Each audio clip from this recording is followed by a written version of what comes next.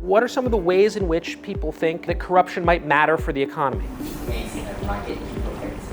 Yeah, so it can introduce various kinds of market imperfections. We'd like to think that markets are going to usually allocate resources in an efficient manner, but possibly government officials who take bribes to intervene in markets that prevent their effective operations. I think it's maybe about the infrastructure. Often they're supposed to be competitive auctions with assessment to make sure that the firms are capable and qualified. But corruption can mess up this process in significant ways. I'm sure you've all read news stories about these kinds of scandals.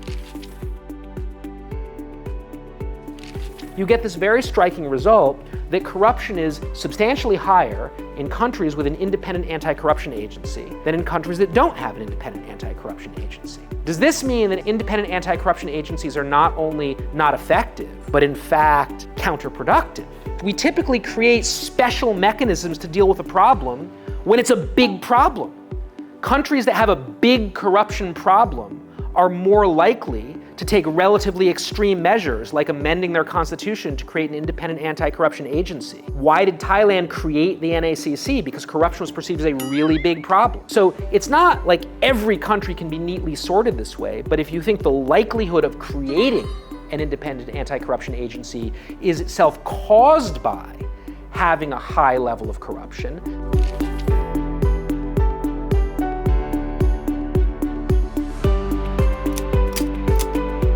One thing that I was asked very often, countries in Asia, we do have high corruption because our culture somehow promotes this phenomenon. What do you think about this? I am quite skeptical. First of all, widespread corruption or blurring of public and private lines has been pervasive in most places throughout history, including in places that today are perceived as relatively clean, like Scandinavia, Northern Europe. The other thing is that many countries have elements in them that might be seen as conducive to corruption. But for the kinds of big corruption that we're talking about, it's just not true, I don't think. It's like just an accepted part of the culture that people pay massive bribes through secret offshore bank transfers or steal billions of baht from like the government coffers because of like the culture. I think that's kind of a rationalization.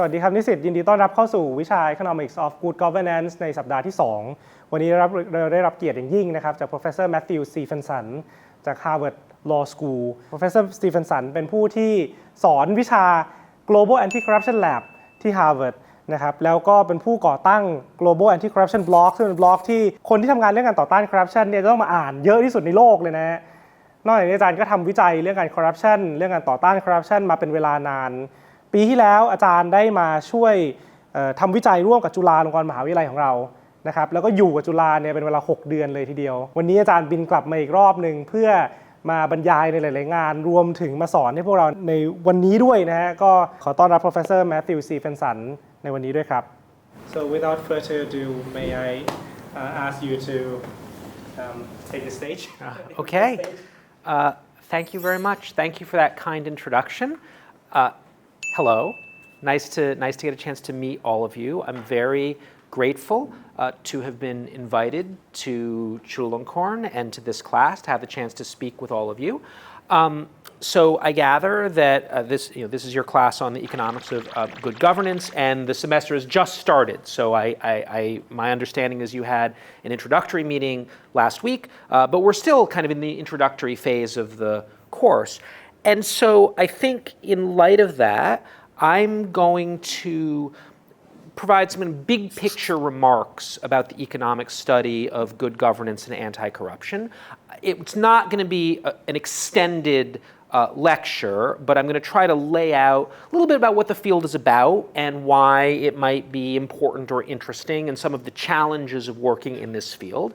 And then what your professor and I have thought would be the best way to proceed is, again, instead of me talking at you for 2 hours, after I give a relatively brief overview, he and I will engage in a bit of a dialogue. He's got some questions that he wants to put to me. partly based on some of the things that you all talked about in your first meeting together, partly based on other important issues in the field. And so we'll have a conversation, and then time permitting, we'll open up that conversation to give all of you the opportunity to ask any questions, raise any issues, talk about anything you want to explore. And Professor Torplis and I will react to that and try to engage with you. But again, I think this will be, this is not going to be a lengthy, very formal lecture. This is going to be a more informal style introduction to the field and an invitation to further conversation and dialogue. Why it's great that this class exists, right? Why it's great that you're all in it. Why is it important in an economics department for students who are studying economics, some of whom are aspiring economists, to study topics related to good governance and anti-corruption? And I should emphasize, this is a relatively new development. I think I can't say what the situation would have been like in Thailand, but in an American economics department, maybe 30 years ago, it would be quite unusual to have a class devoted to the economics of good governance and anti-corruption. You might have classes on things like public finance, maybe a little bit on political economy, but the idea of having a class in an economics department as opposed to a politics department or something else that focused on the issue of governance and corruption would be a bit unusual. So one of the big interesting changes or developments in the field over the last generation or two is an increasing attention paid by economists to this set of issues, and an increasing recognition by people who care about this set of issues that economics as a discipline has a lot to offer. So why is that? I think a lot of it has to do with the fact that there's an increasing recognition. This has always been known, but increasing emphasis on the idea that the government and government policy and government institutions play an absolutely crucial role in the economy, particularly as a part of economic development, in a whole range of different ways. Conventional economic analysis usually starts with the government kind of vaguely in the background, setting up property rights and certain endowments and allowing transactions to take place, but in an introductory microeconomics class in particular, there's not that much focus on the government, except maybe as the abstract entity that imposes taxes or provides subsidies. But in the real world, and in the discipline of particularly development economics, there's a much greater understanding that institutions generally, and public sector institutions in particular, play this really crucial role. And once you recognize that, then of course issues of governance generally, but of corruption in particular, assume a much more prominent place, because after all, corruption is essentially a failure of government. I mean, by definition, it means public agents or others who are entrusted with certain kinds of powers or responsibilities are not doing what they're supposed to be doing.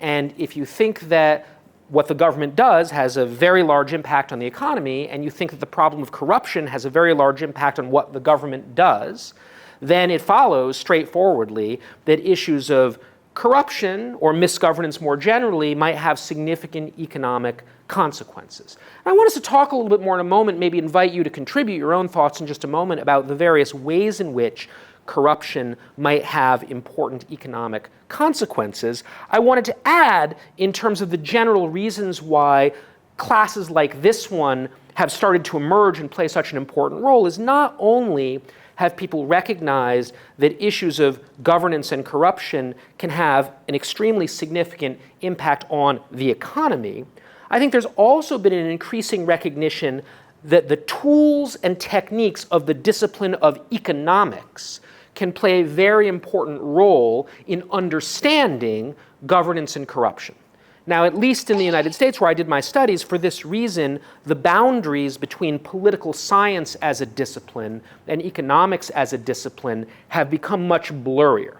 I actually am not trained as an economist, so I feel maybe I'm a little bit of an imposter talking to all of you at an economics class. I took, the 1 year-long introduction to economics as an undergraduate, but it wasn't my specialization. I did a law degree. I also did a PhD in political science, and I was interested in issues related to governance and development. And one of the things I learned as a political science graduate student is that tools and techniques from economics played a really important role in understanding the kinds of political issues that I was interested in. And at the same time, economists are increasingly paying attention to politics for some of the reasons I was just discussing. So the overlap between economics and governance and corruption is both substantive and methodological or disciplinary. Substantively, we recognize the crucial impact that governance and corruption have on the economy. Methodologically, or with respect to discipline, there's been this recognition that the tools, techniques, approaches of economists can be extremely useful. Not exclusively the right way to do it. There are a bunch of different ways to approach any problem, but an extremely useful tool or set of tools for studying these issues. So that's kind of general overview of why I think it's great that this class exists and that you all are in it. It's really, really important. Let me now talk a little bit more about that first theme that I was emphasizing, because I think this will nicely set up not just the discussion in today's class, but a lot of what you're going to be doing with Professor Topoulos throughout the semester. And that's to think more specifically about the mechanisms or the ways or the reasons that corruption can have an economic impact. So why might corruption matter for the economy or for economic development and economic growth or other economic outcomes that we might care about, right? Like equality or environmental protection or what have you. There are a bunch of them, but let me, in the interest of not making this just me talking at you the whole time, let me invite you. I would love to, what are some reasons, like what are some of the ways in which people think that corruption might matter for the economy? Oh yes, please, get us started. Thank you. It makes the market imperfect. Makes the market imperfect. Great. Why? Say a bit more. Some people in the government take an advantage on the resource that should be distributed to people. Yeah, so it can introduce various kinds of market imperfections. We'd like to think that markets are going to usually allocate resources in an efficient manner, but possibly, I think what you were suggesting is government officials who take bribes may take bribes to intervene in markets that prevent their effective operation. So here's an example, here's maybe a specific illustration of what I think you're talking about. Perhaps there's some license that you need to get to operate a business, and maybe it should be pretty easy to get. Entry into this area should be very easy, but possibly incumbent firms might fear competition and in collusion with corrupt government officials, keep other firms out by denying them the necessary operating licenses they need. Or they might pay off government officials, firms might pay off government officials to take adverse action against their competitors, right? By taking unjustified disciplinary action or fining them for non-existent violations. So great, one way in which corruption might have adverse economic impacts is when corrupt government officials, possibly being paid by corrupt private market actors, intervene in markets to thwart genuine free competition. Terrific. Anything else? Other mechanisms? There are a bunch of them. No wrong answers, please.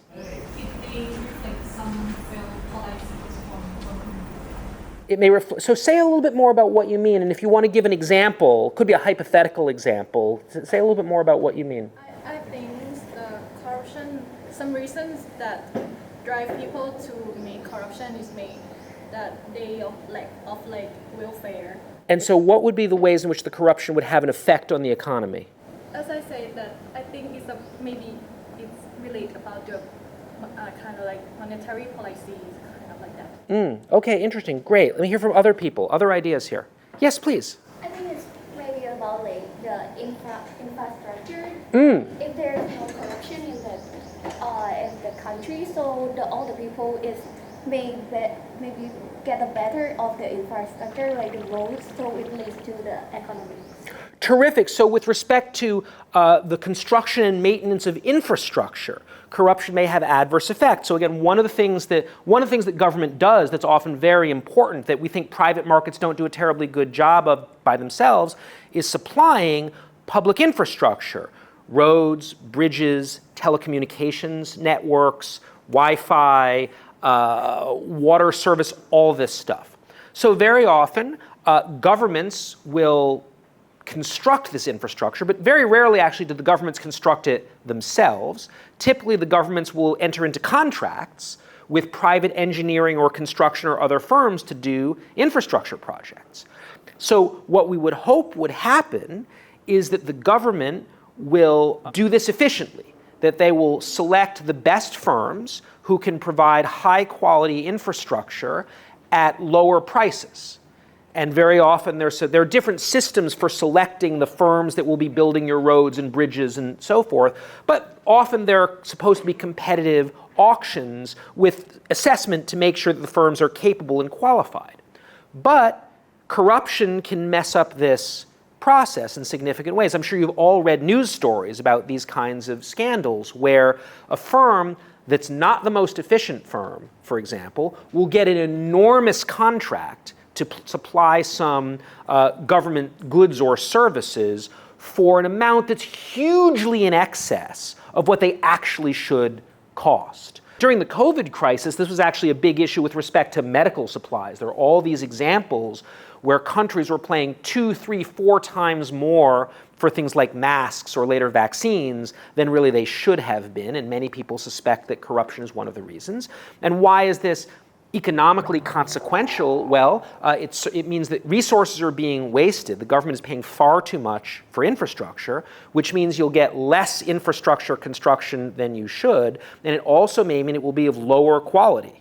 Bridges will fall down, or the Wi-Fi will constantly be going out, or whatever, because the firm that got the contract was not actually the most qualified firm. They were the ones that maybe paid bribes or maybe had personal or family connections and benefited from favoritism by the government officials or politicians. So that's another way that corruption can have important adverse economic impacts. There are more. Anyone else want to volunteer some more ways in which? Yes, please. I think there is a research that shows that corruption have the correlation with the economy. Like it states that developing country, when they have the corruption, may help them to develop their economy at the very first step. But when in the long run, it can harm their economy, but like it not sustain. So I love, you brought up this first point about whether at some stages of development corruption can help the economy. I want to get to that point in just a minute. You've anticipated a question or challenge I wanted to discuss with the class. But before we get there, the second part of what you said is a little bit what we're talking about right now, but I wanted to unpack it a little bit. So you said there's research that suggests that at least past a very early stage, corruption can be bad for the economy. There is such research. We'll talk a little bit more about how confident we are that corruption is the cause of the problem. But what we're talking about right now is why that would be. So you see the correlation in the aggregate data. And by the way, this is something that economists will often do. You'll look at the high-level aggregate data, and you'll find some correlation. But then one of the things you might want to do is figure out what are the mechanisms that are leading to that. Is it really a causal relationship? What's the causal pathway between a lot of corruption and poor economic performance? And what we've heard from several of your classmates now are a few different hypotheses for why that may be true. For example, corruption, bribe-taking politicians or public officials may use their power to help incumbent firms by suppressing competition.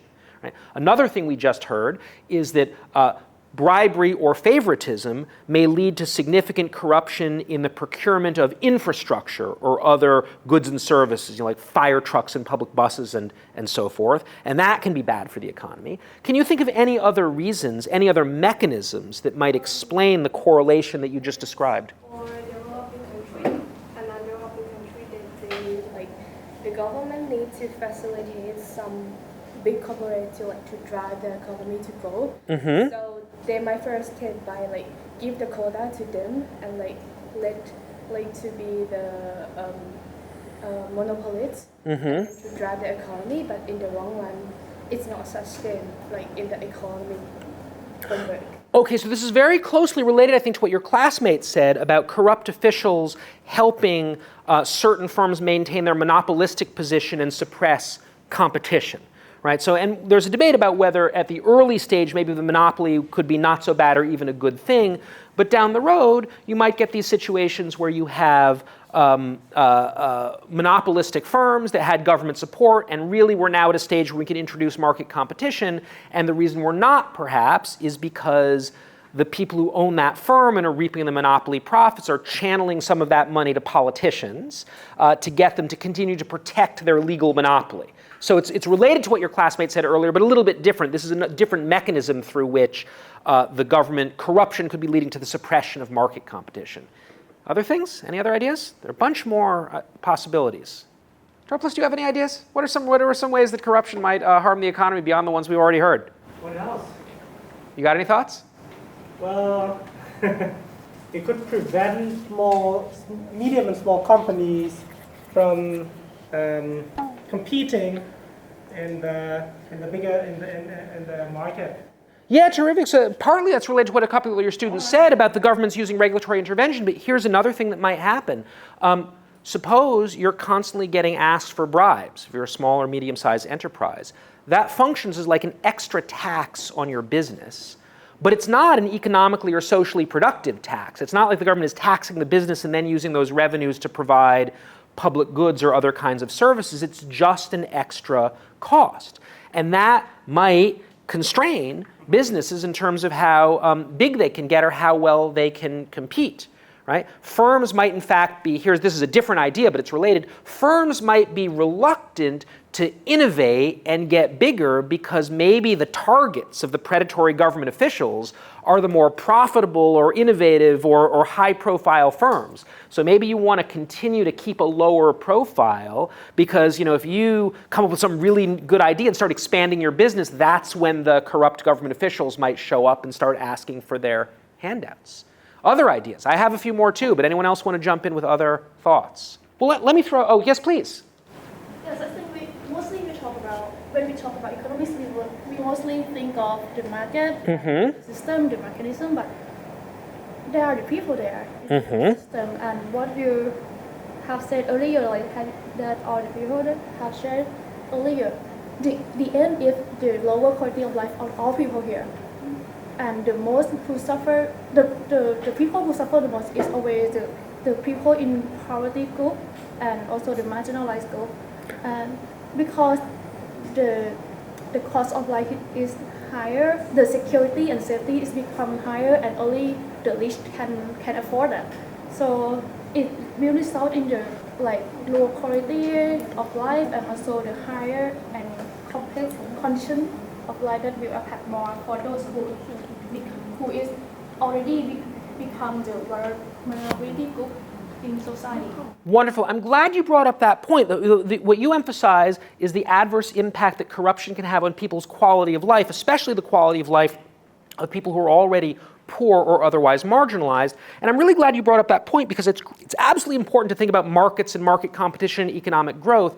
But we don't, or at least I don't care about those things for their own sake. Those are mechanisms. Like, why do we like free markets and market competition? It's because we believe that often that can improve the quality of life for people in our society.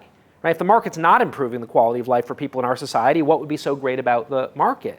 And so in addition to the corruption's adverse effect on the functioning of the market or the procurement of infrastructure, it can have other kinds of adverse effects on people's quality of life, especially that of the poorest or most marginalized. What are some of the reasons?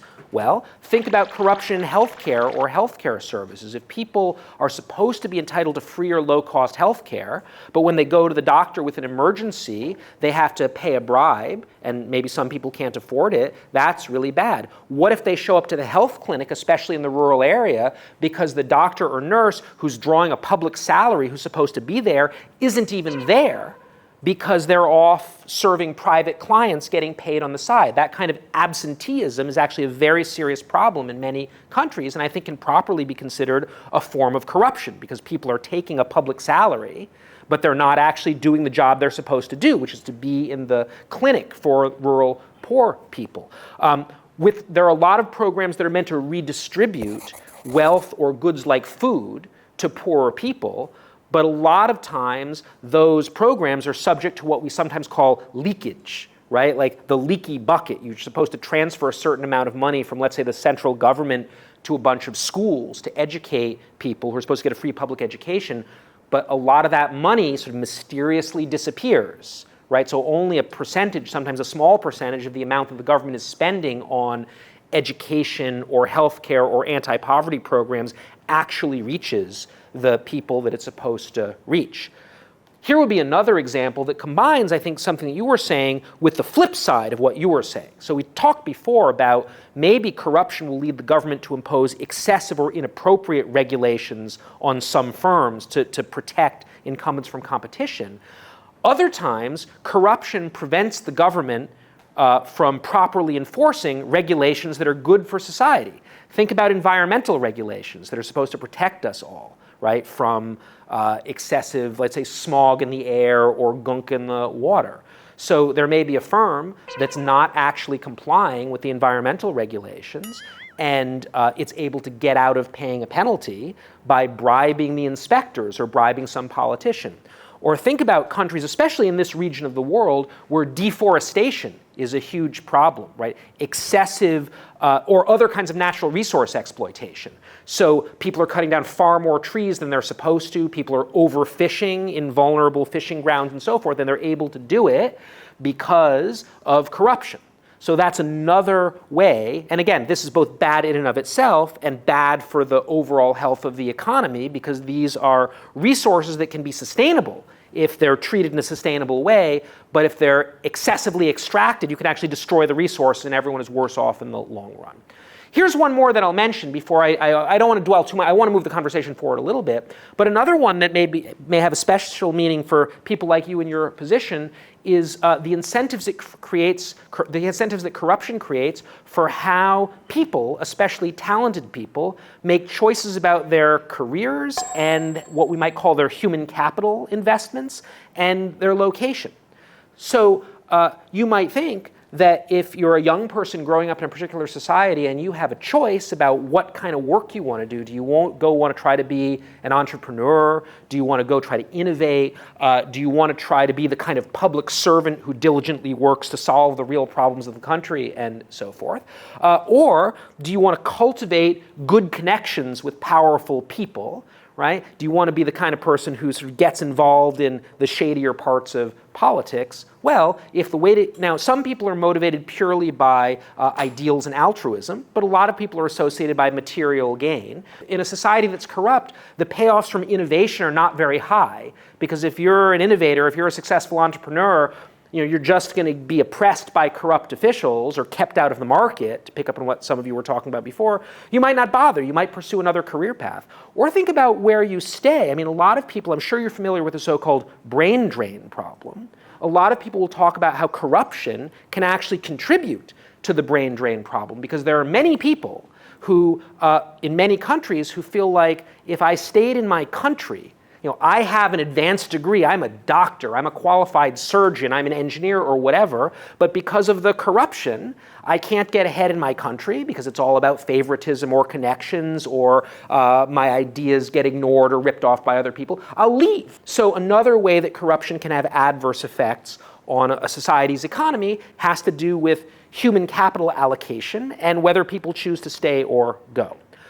There are many other reasons, so I just wanted to spend a little bit of time on this because, again, we'll talk. I'm sure you'll talk a lot in this class, and you see in economic literature, as you were discussing, the kind of high-level correlations between various economic measures and corruption or governance measures. But I think it's useful for all of us to pause a little bit and think about the various mechanisms, the things that might happen, the reasons that corruption might matter for the economy.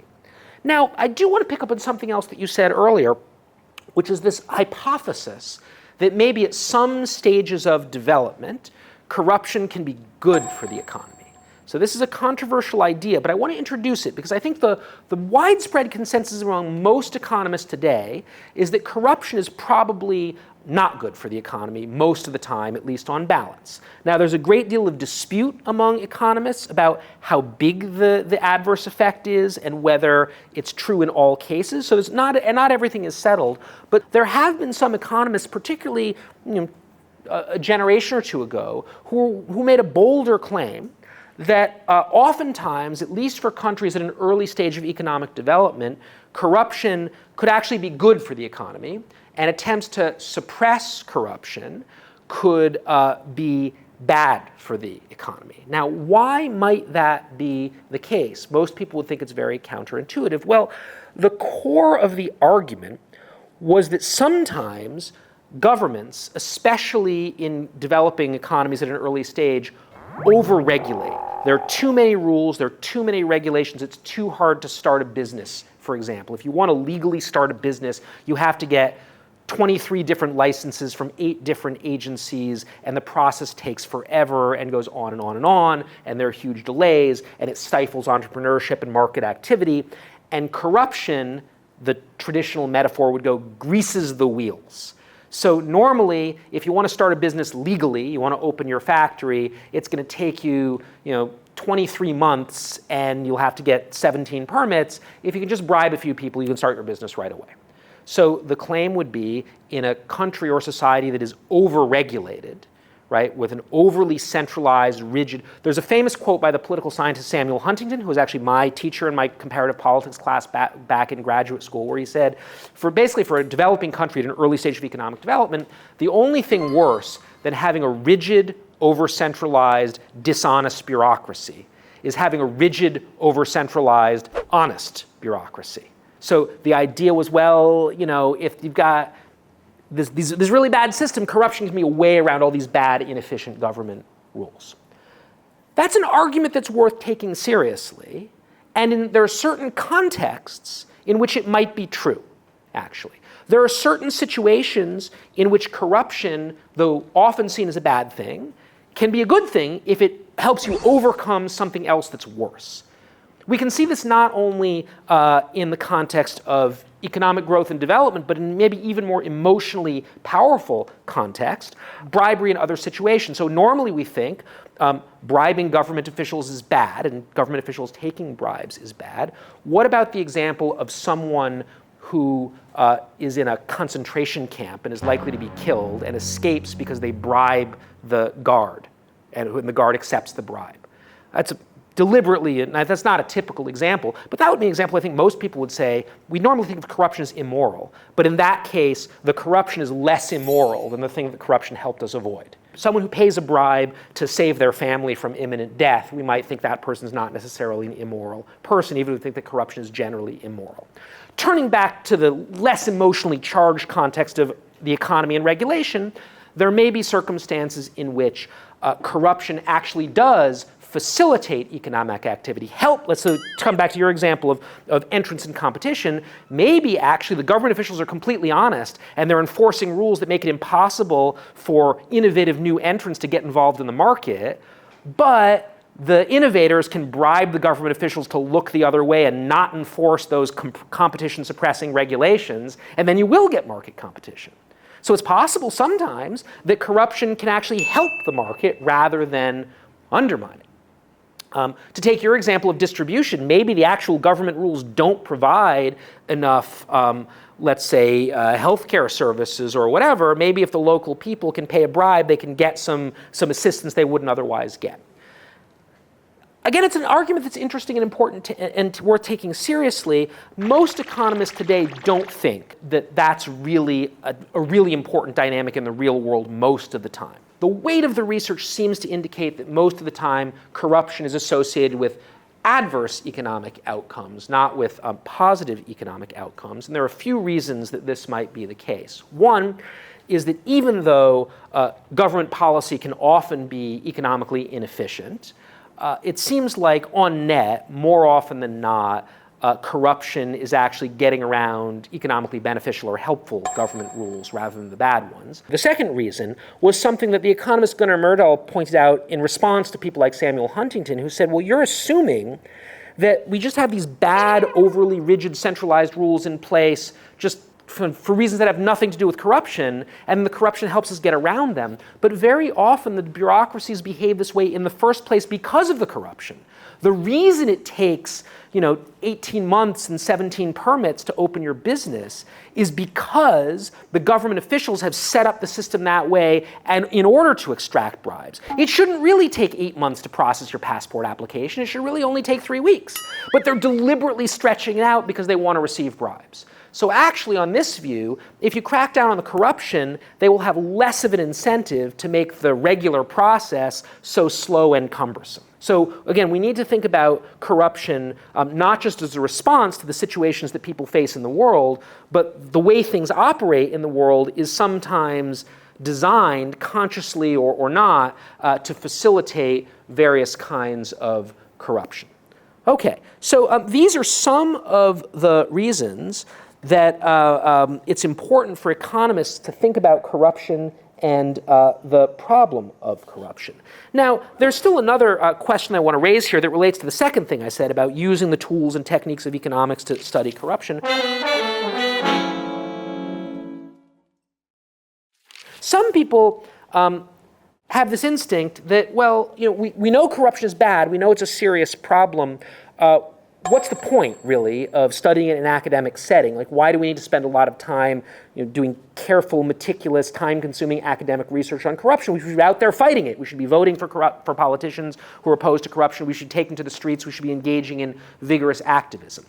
I completely agree with all of those things. I think activism, journalism, political activity, all these things are absolutely crucial. A lot of what academics do, what people like me do, doesn't have the same direct relevance to the fight against corruption as what a lot of these other activities do. But I do think that the academic study of corruption, particularly by people who are either economists or using economic tools, can be really useful for a number of reasons. So I think part of the argument for why what you're all doing and what you're all starting to learn with your professor is so important is to fight corruption effectively not only requires a lot of passion and commitment, also requires some understanding of corruption's causes and consequences and the efficacy or not of different possible ways for fighting it. So we want to try to figure out, for example, what sorts of situations create particularly high risk for corruption. What kinds of government or institutional relationships are especially likely to produce corruption, and what sorts of relationships or arrangements are especially likely to be resistant to corruption. We might want to try to understand whether particular kinds of anti-corruption interventions are effective or not. A lot of people have a lot of ideas about ways to fight corruption. There are a lot of proposals out there to do various things. Resources are limited. This is the fundamental truth of economics, right? This is why economics exists as a discipline. The root of all economics is the recognition that resources are limited. So how do we, or how do those who are activists or politicians or other kinds of reformers allocate their resources to different kinds of anti-corruption activities? It's important to have some understanding of how effective they're likely to be. Also, not all interventions that could have important effects on corruption are anti-corruption interventions narrowly understood. We might want to understand, for example, how the media environment affects corruption. Would strengthening or weakening defamation law or freedom of information law, for example, have an impact on corruption? Sometimes countries propose or consider significant changes to their constitutional arrangements for the conduct of elections.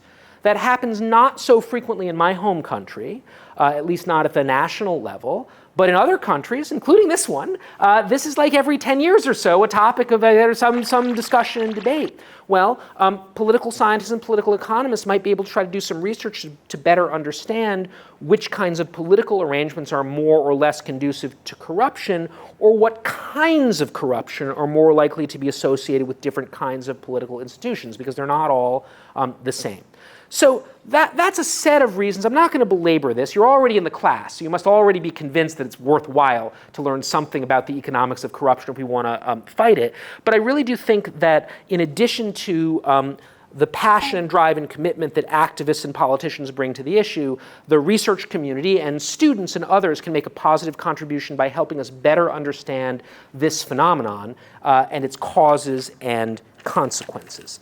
Now, that said, studying corruption is really hard. It's actually more challenging to study corruption than to study many other important topics that economists care about, including many other important topics in development economics. I'm not going to say it's the hardest topic to study. That's probably not true. I don't really know. But the study of corruption does pose, I'm going to say, two in particular really significant challenges that makes it really, really quite difficult, and I think a lot of what you're going to see in this course with Professor Torplis for the remainder of the semester are going to be ways that economists and other researchers have tried to overcome some of the inherent challenges to studying this subject. So I said there are two issues, and they're not unique to corruption. I'm sure you've seen them in other classes about research challenges, but I want to really emphasize them here because they're especially present. The first one is that corruption, which by the way, that's an umbrella term that covers a lot of different activities that might not be the same, is hard to observe for the researcher. It's a clandestine activity. Most people who engage in corruption keep it a secret, right? Pretty much every place it takes place, it's illegal. Some people occasionally are really brazen about it, but not usually. Typically, if someone is stealing money by themselves, they don't want to tell anyone about it.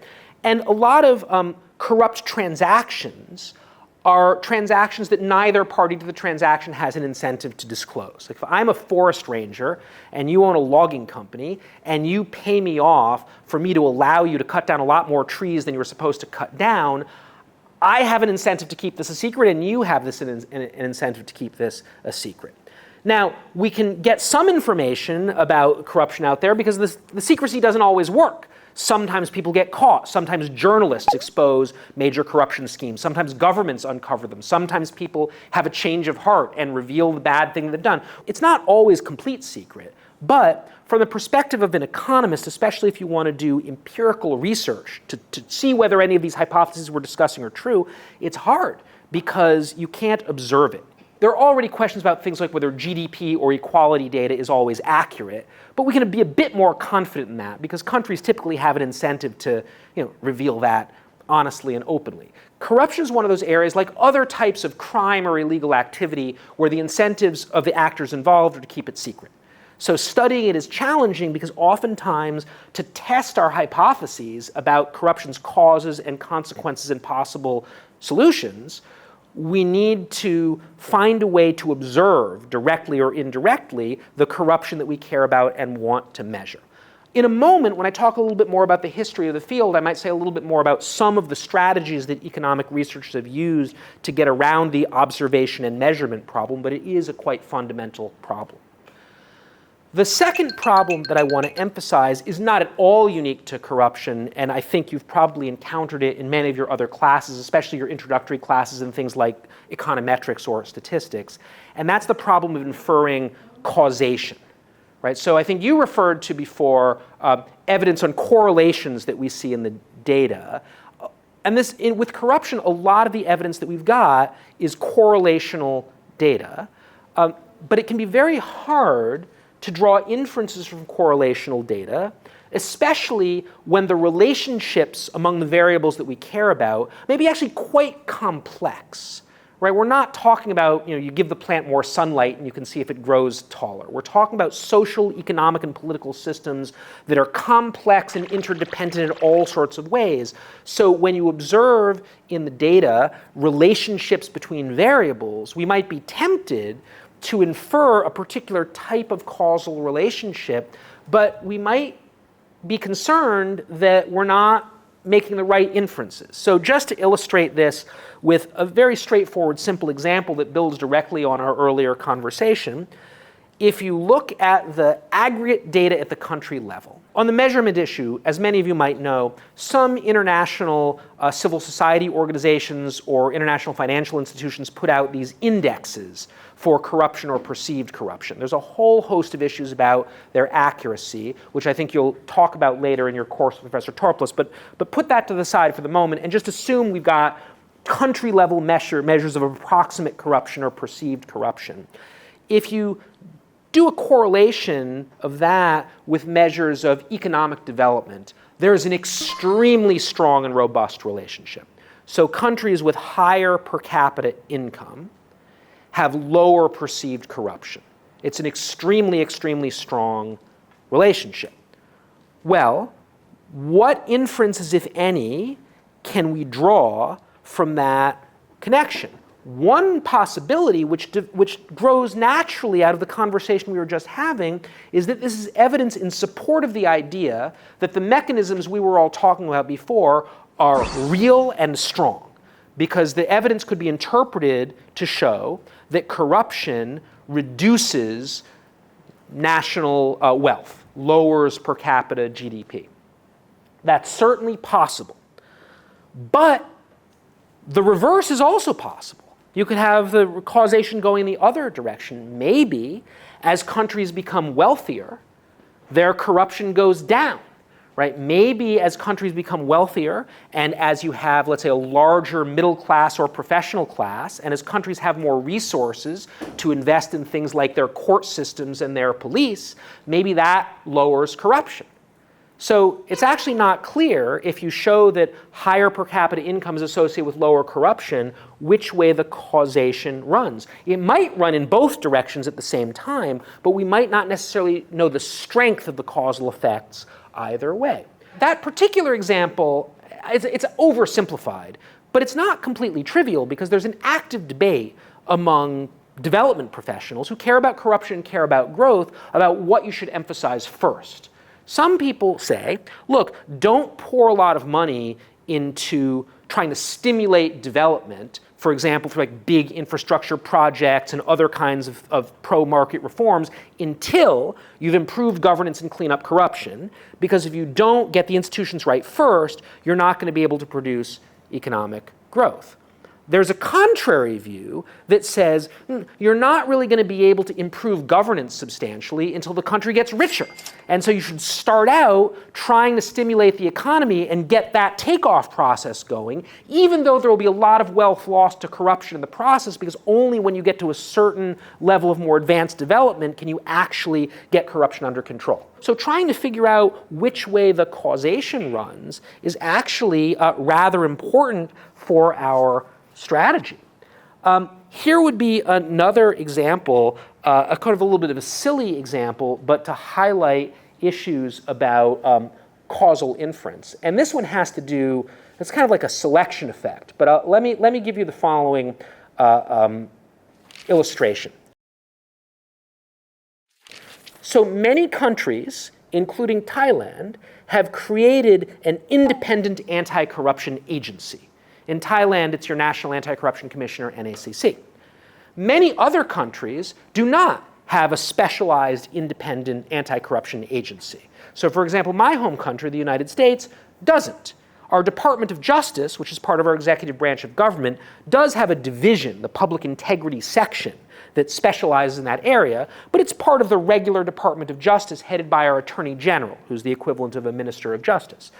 Now, if you just do a simple correlation, again, using these national level measures of corruption, and ask, well, is perceived corruption higher in countries that have an independent anti-corruption agency or that don't, you get this very striking result that corruption is substantially higher in countries with an independent anti-corruption agency than in countries that don't have an independent anti-corruption agency. Does this mean that independent anti-corruption agencies are not only not effective, but in fact counterproductive? Well, maybe, but maybe not. Can anyone give me a reason why that's not the right inference you should draw from this? The independent corruption agency can be corrupt too. Let's play this game. Let's see if we can think of the reason. So again, the empirical fact, I'm simplifying a bit, but this is actually not really inaccurate. The empirical is you take all the countries that have an independent anti-corruption agency and the ones that don't. The ones that have an independent agency have higher corruption. Your hypothesis for why this is the independent anti-corruption agency has itself been corrupted. Any other hypotheses or guesses why this might be true? That doesn't be mostly independent anti-corruption agency doesn't have to take accountability to, or even like who to deliver the data to. Yep. Like, I think the word independent is just only the euphemism to say their status quo and not have to take all the risk or the accountability that the independent agency has to do.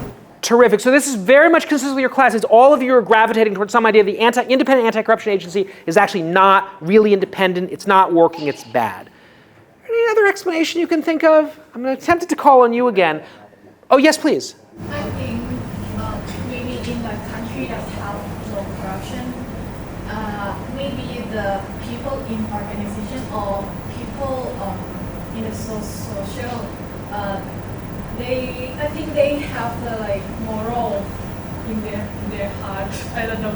It's like they know the rule of the things they have to do, and they catch each other.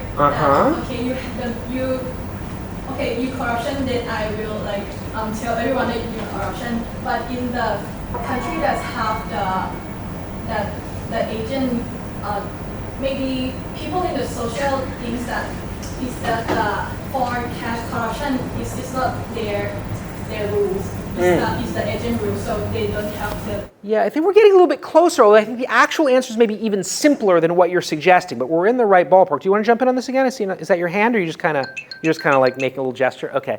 Anyone else? Anyone we haven't quite hit it yet. I'm tempted to call on your professor, but before I do that, let me give you another example not from corruption at all that might ring some bells if you cover this, for example, in your intro statistics or economics class, to see if this it helps think through what I'm trying to get across. So imagine there are two surgeons, two doctors, and we're trying to figure out which one of them is a better doctor. And so one of the things we look at is the mortality rate of their patients. How frequently do their patients die during surgery? For one of the doctors, let's say for doctor number 1, the rate is lower than for doctor number 2. Does this convince you that doctor number 1 is a better doctor than doctor number 2? Would that make you, if you had doctor number 2 as your surgeon, would you want to switch to doctor number 1? Yeah? Statistics. By statistics, of course, like obviously, right? But what if I told you this? They're not doing the same surgeries.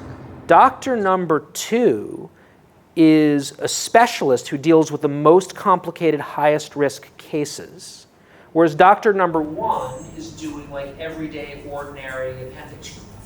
Not necessarily, maybe in fact, if we look just at the aggregate data, it would turn out that the most highly skilled doctors have higher patient death rates than the lower skilled doctors, right? Because we're not dealing with the same populations. So now let me come back to corruption, anti-corruption. It's not like God just gives countries independent anti-corruption agencies. Governments have to create them. And if their independence is enshrined in the Constitution, they had to go to all the trouble to amend their Constitution to add an independent anti-corruption agency. What kinds of countries are most likely to go to all the trouble to create an independent anti-corruption agency? Countries that have excessively low corruption. You think countries with low corruption are likely to create an independent? What? Developed countries are more likely or less likely to create an independent anti-corruption agency? More likely, really? I would tend to think they'd be much less likely to do so. Because we typically create special mechanisms to deal with a problem when it's a big problem.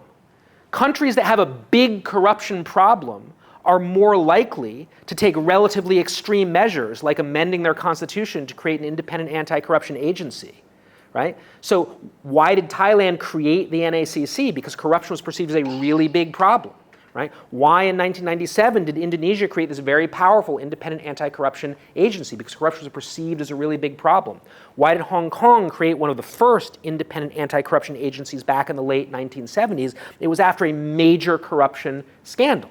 So it's not like every country can be neatly sorted this way, but if you think the likelihood of creating an independent anti-corruption agency is itself caused by having a high level of corruption, then actually it might be the case that notwithstanding the hypotheses that you guys all had about the independent agencies not working or not doing their job, they may actually be working really well. Maybe they're not, but maybe they are. Maybe they're lowering the level of corruption relative to what it would have been in those countries. The mix of countries is different. Countries that have independent anti-corruption agencies are countries like Thailand and Indonesia and Nigeria and Malawi and so forth. Countries that don't have independent anti-corruption agencies include countries like the United States and the United Kingdom and Sweden and Germany and so forth. That actually highlights another issue, in some ways less complicated, but you need to control for other factors because there may be underlying root causes that lead to both corruption and some other thing. It might not necessarily be the case that one of them causes the other. There could be some third factor that causes both. That's quite common. For example, some would argue, I think the evidence doesn't really support this, but some would argue that the correlation between high per capita income and low levels of corruption is actually not because either corruption reduces national wealth or that national wealth reduces corruption, but there's something about some cultural factor that both promotes economic development and promotes anti-corruption. Now again, I don't happen to believe this is true. I don't think the data bears this out, but as a hypothetical example, suppose you really did believe that some kind of cultural trait promoted entrepreneurship and also promoted government integrity, but that actually entrepreneurship and government integrity didn't have any direct relationship with one another at all. If that were the case, then it would be actually quite misleading to conclude from this correlation that either increasing wealth will reduce corruption or reducing corruption will increase national wealth. So these are just some examples of the basic underlying problem, right? So even if we get around the first problem that I mentioned, even if we feel like we can come up with some measure of corruption that we're happy with, even though it's a secret clandestine activity, if we're looking at the data, if we're trying as economists or economic researchers to come up with conclusions about what will be effective in fighting corruption or what circumstances are more likely to produce corruption or reduce it, we need to be very attentive to the difficulties of inferring causation from the correlations that we see in our data. Right? Maybe the correlations show a causal relationship from X to Y, but maybe they actually show a relationship from Y to X, or maybe they show that there's some underlying factor Z that affects both X and Y, or maybe it turns out that because we haven't controlled for everything properly, what looks like a correlation in the data is actually reflecting very different populations, very different samples that have different characteristics that we haven't properly controlled for. So these are some of the challenges, and again, in the rest of your class with Professor Torplis, I think you're going to get in much more detail seeing how particular economic researchers have tried to address these problems. Partly to set that up, let me now just say a little bit more, and this will be the last part of my formal presentation before Professor Torplis and I turn to our exchange and dialogue, about how this field that you're getting into, that you're learning about, has developed.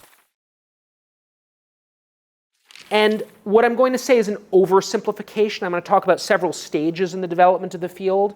That's artificial, right? They all blend together and overlap. It's not like someone said on this particular date, okay, we've ended phase 1 and we're moving into phase 2. These are more like trends. But just to give you a kind of big picture sense of how things have developed and how the field has responded to changes in the information available and other factors, I want to give you this simplified overview. So I would say that among the economists and people similar to economists who studied corruption and anti-corruption from an economic perspective prior to the 1990s, I would say, the emphasis tended to be on case studies, usually qualitative case studies, often without a lot of data, but kind of analyzing particular situations and trying to understand the role that corruption might have played in those settings, like housing markets in a particular city or so forth, or theory, right? Because corruption was very difficult to measure, we didn't really have good measures of it, a lot of economists wrote pretty theoretical treatments, wrote down economic models, trying to show that under different assumptions or different sets of conditions, what effect we thought corruption might have. And this is actually when we saw a lot of debate about whether or when corruption could be efficient or not. So there was a lot of theoretical work, there was some case study work or some conceptual work, not a lot of quantitative, statistical, empirical work. That started to change in the mid-1990s and through the 2000s and beyond. The change was driven by a few different factors, but one of them was the creation and widespread availability of these international indexes that I mentioned before. So the civil society organization Transparency International started publishing its so-called Corruption Perceptions Index in the mid-1990s. They actually don't create their own index. Their index is just an average of scores assigned by other expert evaluators, but it was very popular. The World Bank created a set of measures called the Worldwide Governance Indicators around the same time in the late 1990s. They had 6 different indicators. Like the Transparency International measure, they didn't develop their own measures from scratch. They basically averages other scores. The World Bank method is a little bit more statistically fancy, but it ends up doing exactly the same thing. They aggregate evidence from other evaluators. There are a few others as well. And so you started to get more and more data sets that would assign scores, like a corruption or a governance or a rule of law score, to individual countries.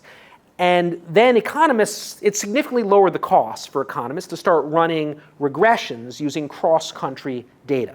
And then you got this explosion of research in the field that looked for these various kinds of correlations. And also, in recognition of the causal inference problem, tried with varying degrees of success to address the inherent causation, limitations on inferring causation from this kind of correlational data. I'm not going to go into a lot of detail about this now. I can if you want in our dialogue, or you can in the remainder of the class, but there were a lot of attempts to try to tease out causation using various kinds of statistical techniques, not all successful. Around this time, this is less its own wave, but some started to happen a little bit later, particularly I want to say in the 2000s. There was a little mini proliferation of laboratory experiment. Researchers, typically in university settings, would get together, often people like you know, undergraduates, and have them play games that were supposed to simulate various kinds of corruption situations to see if they could draw inferences about how people would behave in various circumstances, in the hope that the way 19 and 20-year-old college students play a computer game can be extrapolated to how real businessmen and government officials would deal with bribery transactions. So there was some of that, not a huge amount, but that was there. But the dominant wave in the second period was quantitative statistical analysis, often relying on these international indexes, which were mostly based on perception, although some of these studies used polls or surveys where you would go around to different countries and ask a bunch of individuals or business owners, for example, within the last 12 months, have you had to make a payout to a government official? More recently, I want to say for the last 15 years or so, an increasing number of economists have been doing economic research that focuses more specifically on particular interventions in particular jurisdictions, so not trying to compare 83 countries in the world with a statistical regression, but looking at a bunch of different villages all in Indonesia, or a bunch of different municipalities all in Brazil, or something like that. So focusing a little bit more micro, using more targeted definitions of corruption instead of using high-level perceptions of how corrupt do you think this country is, using other kinds of tools and techniques to measure the sorts of corruption they care about. These kinds of studies often make use of what the literature occasionally refers to as forensic economics, clever indirect measures of things like theft or dishonesty that would be difficult to measure directly. Sometimes some of this literature actually involves direct measurement of corruption. Some researchers have actually embedded themselves or their affiliates in certain circumstances. So there's one study I'm thinking of in particular where they were looking at bribery in long-haul truck routes in a region of Indonesia, and the researchers got associates to basically ride along with truckers dressed in a way that didn't give away that they were part of an academic research team and just record the bribes that the truckers had to pay. So there's actually some of that. It's quite expensive to do this. It's very time consuming, but you see more of this. And also in this research, because of these concerns about causation, there's a lot more emphasis not just at looking at correlations in observational data and then trying to control for variables by just adding variables on the right-hand side, but to either use randomized field experiments, which you might have learned about in your econometrics classes, I'm not sure. Basically, you go into a particular jurisdiction and in collaboration with the government or with a civil society organization, you randomly select half of the units to get some particular anti-corruption intervention and the other ones not. Or more creative use of natural experiments, where something happens in the world that is not literal randomization, but we think creates results that are close to randomization. For example, when a given country has a new anti-corruption campaign that they roll out, but they don't roll it out in every province all at the same time. They do it in certain ones first and then later, and then you can try to use that apparently random timing to get better information about causal effects. So those are some of the examples of the work that's being done in this most recent phase. That's what I would say are sort of the three main phases. And the footnote, additional one, are the lab experiments. But the three, I think, main phases of economic research on anti-corruption and good governance is a first phase that emphasizes theory and case studies, a second phase that emphasizes quantitative statistical analysis, often at the national level, using national aggregate level index scores. And then this third phase that we're still in that emphasizes using natural experiments or randomized field experiments in particular domains, measuring corruption outcomes using either direct observation or some kind of forensic economic technique, rather than relying on perception scores or other kinds of indexes. I think, I've had a chance to look at your syllabus, I think you're going to see examples as we move through the course of research in all of these traditions, and some that kind of straddles or overlaps them. Again, it's not like there's clear periodization among these things, but that's, I think, kind of the way that things have progressed. So that's the end of my prepared remarks. I want to try to give you a sense of why this class is important, why the economic study of anti-corruption and good governance is really important, then why the economic study of anti-corruption and good governance is especially challenging, and then some of the ways over time that the field has tried to overcome these challenges to generate information that will be useful in better understanding this problem and, of course, better understanding how to address this problem. With that, I will turn it over, Torplis, to you, and we can engage maybe in a dialogue for as long as you want. When you think we've reached the right point, you should turn it over to the students so they can ask any questions they have as well. Of course. But before we go into that, let's have a short break, 10-minute break. Sounds good. Washrooms, and we'll come back in 10 minutes. Okay?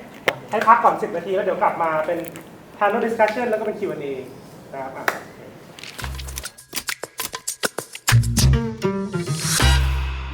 One thing that I was asked very often and asked by one of you and in the previous class as well, we were mentioning about culture, that maybe Thailand and many other countries in Asia, we do have high corruption because our culture somehow promotes this phenomenon. For example, we used to give gifts, receiving gifts from way back, and that's how we are still feel that we still need to give gift to the bureaucrats or to the authority who help us with the work that they're supposed to be doing for us anyhow. And that's kind of like the starting point of allowing corruption to thrive, prosper in these countries along with other in the area. What do you feel? What do you think about this? So it's an interesting and complicated question or set of issues. I should say at the beginning, I would not at all dismiss the idea that culture, which is a little bit difficult to define, but cultural factors may have an important impact. I do think that there is variation across time, across countries, across communities and so forth, in assumptions and behavioral practices and norms, the cluster of things we might call culture, and that those differences might have consequences for behaviors that we care about, including corruption. So again, I want to be careful to say at the outset that I'm not at all dismissive of that idea generally.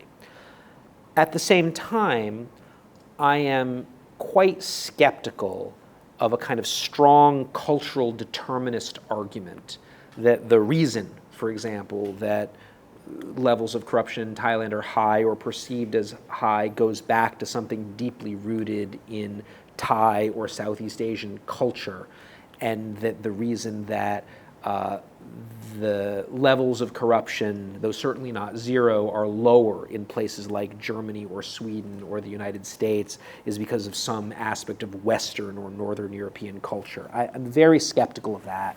I'm very skeptical of that for a few different reasons. First of all, widespread corruption or blurring of public and private lines has been pervasive in most places throughout history, including in places that today are perceived as relatively clean, like Scandinavia, Northern Europe, North America, and so forth. It's just not true that these places were always, because of their culture, places that exhibited high integrity. Right? If you go back 100, 150 years, 200 years, and look at Sweden, right? It's not like it's super clean then, or look at Denmark. The other thing is that many countries, many cultures have elements in them that might be seen as conducive to corruption. I mean, Thailand or Asia is not the only place where people traditionally give gifts to each other. I mean, every culture that I can think of has a tradition of gift giving in some ways. Now, they're not all the same and they change, but that's another point. Like, they evolve over time.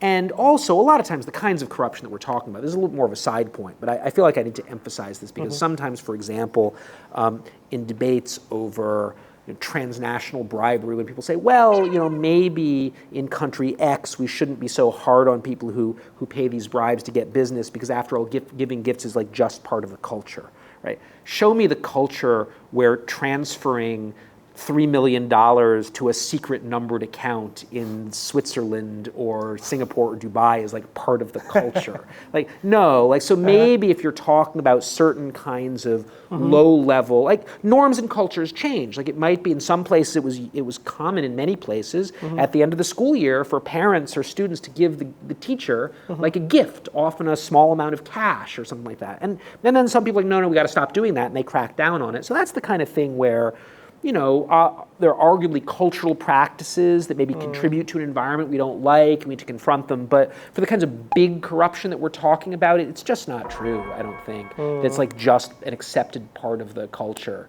that people pay massive bribes through secret offshore bank transfers or steal billions of baht from like the government coffers because of like the culture. I think that's kind of a rationalization. Also, it's really interesting, I've been very lucky, very fortunate that to have had the opportunity as an academic at a fancy university to travel to a lot of places, studying corruption, talk to a lot of different people. And it's been striking to me how many people give similar kinds of culturally determined explanations for their own countries. Like whether it's Brazil or Thailand or Nigeria or wherever, a lot of people are like, well, it's some distinctive aspect of our culture, like, and they just fill in the blank. So what this says to me, to circle back to something I said before, is in most places for most of human history, there's been a lot of blurring of the lines between public and private, and there's been a lot of corruption.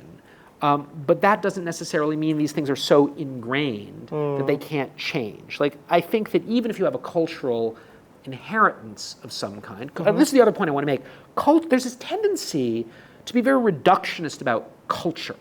But even though I'm sure there are differences in tendencies across countries and across time, cultures, especially if we're talking about a national level culture or region-wide culture, they're very complex, right? There are resources within them that would support the blurring of the lines between public and private, but also resources within them that would support strict separation of the lines between public and private. So I know a little bit less about Thailand, but I spent a little bit of time, especially as an undergrad, studying China and Chinese culture. So you could make an argument that elements of Chinese culture are very conducive towards corruption. If you want to talk about, the gift-giving tradition or the view of the leader as like the father who's supposed to dominate over the children and so forth. So you could tell a story, right, about how, well, if we see a lot of corruption in China or a Chinese society, that derives from the culture. But there are also cultural elements in those societies that would be consistent with integrity in government. So if tomorrow, or like 20 years from now, or 100 years from now, China or some China offshoot had very high levels of integrity, you could say, well, it's really the Confucian tradition, because the Confucian tradition has always placed a stronger emphasis in the Western tradition on the importance of moral uprightness of the leader and setting a good moral example and cultivating your own morality, and that's consistent with anti-corruption ideas about the fish rots from the head down and tone at the top.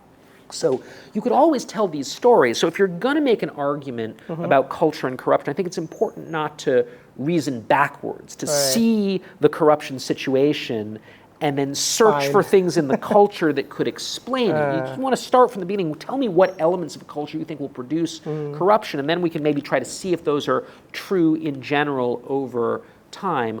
Otherwise, it becomes what you sometimes call a just so story. I don't know if that's a term. That's terminology. It's commonly used in academic circles and elsewhere in the West. It comes from a set of stories by Rudyard Kipling, an English author who he was a big imperialist, which is not a great thing. He spent a lot of time in India, and he liked to tell these children's stories, like how the giraffe got its long neck or how the elephant got its trunk. It would always be, some silly story about a fable involving the animal. There might be a Thai or Asian equivalent, these kind of funny childlike stories, but they were called just so stories. It was like a just so, that was the way it came to be. And in academic circles, a just so story has become kind of a pejorative for, you see a thing in the world, and then you concoct some explanation for it, but don't really rigorously test it. So again, I want to keep an open mind. I'm open to the idea that cultural variation, which is real, could have important and consequential effects for issues related to governance and anti-corruption, but based on partly on research that I've read and partly just on my own observations and experiences,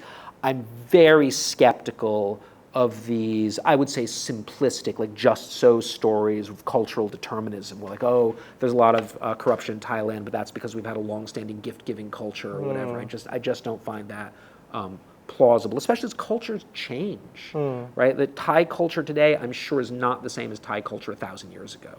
I'm sure it's not the same as Thai culture 100 years ago. I'm sure it's not the same as Thai culture 20 years ago, right? Cultures are constantly changing and evolving and developing. And part of the challenge of anti-corruption, to tie your question to a broader theme, I think is to have an influence on the culture and the way the culture develops. A lot of people who work in anti-corruption will talk about it. A lot of it is about the things economists are comfortable talking about, incentives and rewards and regulation systems and so forth. But there is also an element of changing the culture, of changing expectations. Shared expectations, what we're all going to do, to put this in economic language, kind of collective action issues. And so I think it's important to take culture seriously, but I think it would be a mistake to treat culture kind of like geography as this static thing, right? Like some countries are landlocked, and some countries are in the ocean, and some countries are in the tropics, and some countries are in the temperate zone, and we know this has big economic consequences. There's not very much you can do about it. But I don't think culture is like that. Thank you. You can always jump in and raise your hands and ask questions. So as we are comparing different countries, we're talking about cultures, comparing different countries. So a little bit back to you.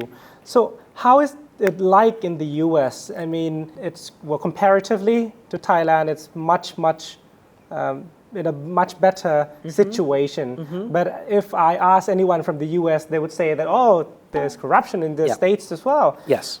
So how is it like? How has the development been, and what can we learn from gosh. Well, there are a few different questions packed in there. So let me say a few things about different elements of what you said. So the first thing is, it's true. If you ask average American citizens, do you think our government is corrupt? There's a big problem with government and corruption. A lot of people will say yes. It's important to recognize, and this might have been something you talked about in the first day of class or might be talking about in a subsequent class, the word corruption has a bunch of different meanings. It can mean different things in different contexts. And it's not like any of those meanings are right or wrong, but they're just different. So sometimes corruption is used in a relatively narrower sense to mean sort of abuses of public power or entrusted power for private gain in a way that is typically illegal or at least considered a violation of established ethical rules. So bribery, embezzlement, nepotism, and so forth. This is a series of offenses that we often lump together and call corruption offenses. Most countries, including the United States, don't actually have a law against corruption, right? Corruption is just an umbrella term. We have specific crimes of bribery, embezzlement, unlawful gratuities, and so forth, like conflict of interest. We don't have a crime or an offense of corruption. So we could be talking about corruption narrowly in that sense.